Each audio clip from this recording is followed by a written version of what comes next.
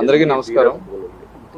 మనకి నిన్న దురదృష్టవశాత్తు మదనపల్లి టౌన్లోని 7 ఏళ్ల మైనర్ బాలిక మీద అత్యాచారం చేసి తర్వాత ఆమెని రేప్ చేసి చంపిన తర్వాత డ్రమ్లో పూడ్చిపెట్టడం జరిగింది. దాని నిన్నంతా కూడాను మదనపల్లి టౌన్లో ఉన్న ప్రతి ఒక్క ప్రజలు కూడాను వచ్చి రోడ్డు మీద మరియు ఇంటి దగ్గర చాలా వరకు ప్రొటెస్ట్ అవన్నీ చేసి పెద్ద సెన్సేషన్ న్యూస్ అది కూడా చేయడం జరిగింది. చాలా దురదృష్టవశాత్తు జరిగిన ఇన్సిడెంట్ ఇది. పోలీస్ శాఖ మరియు రాష్ట్ర ప్రభుత్వం అంతా కూడా చింతిస్తున్న ధోరణి. అదేవిధంగా మనకి నిన్న ముద్దాయి ఎవరైతే ఉన్నారో ఈ ఎంటైర్ ఇన్సిడెంట్కి మూల కారణమైన అతను ఈరోజు మార్నింగ్ ముదివేడి దగ్గర అంగళ్ళు క్రాస్ దగ్గర ఒక చెరువులోని అన్ఐడెంటిఫైడ్ డెడ్ బాడీ కింద ట్రేస్ అయ్యి తర్వాత అతన్ని కులవర్ధన్ అని ముద్దాయిగా మనము రికగ్నైజ్ చేయడం జరిగింది. ప్రస్తుతానికి inquest and post mortem proceedings అవన్నీ కూడా జరుగుతున్నాయి. యాజ్ పర్ ప్రిలిమినరీ ఇన్ఫర్మేషన్ అతను సూసైడ్ చేసుకొని డ్రౌన్ అయినట్టు తెలుస్తుంది. అండ్ ఫర్దర్ అప్డేట్స్ అన్నీ కూడా మన ఇన్వెస్టిగేషన్ ప్రాసెస్లో రివీల్ అయితే మనం కమ్యూనికేట్ చేస్తామండి. Thank you sir. నిన్న మార్నింగ్ కొంత సమాచారం బయట దొరికాడు పోలీసులు.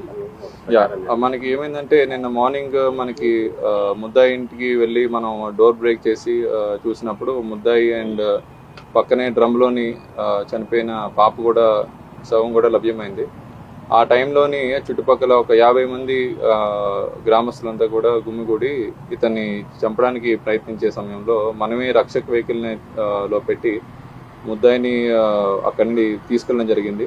మళ్ళీ అక్కడ లా అండ్ ఆర్డర్ సిచ్యువేషన్ చాలా హెవీగా డెవలప్ అవడం వల్ల హైవే కూడా బ్లాక్ అవడం వల్ల మనకి ఆ రక్షక వెహికల్ స్టాఫ్ను కూడా పిలవడం జరిగింది. అక్కడ ఒక డ్రైవర్ మాత్రమే ఉండడం జరిగింది ముద్దాయితో పాటు. ఆ సమయంలో అతను తప్పించుకొని పారిపోవడం జరిగింది మార్నింగ్ టైం.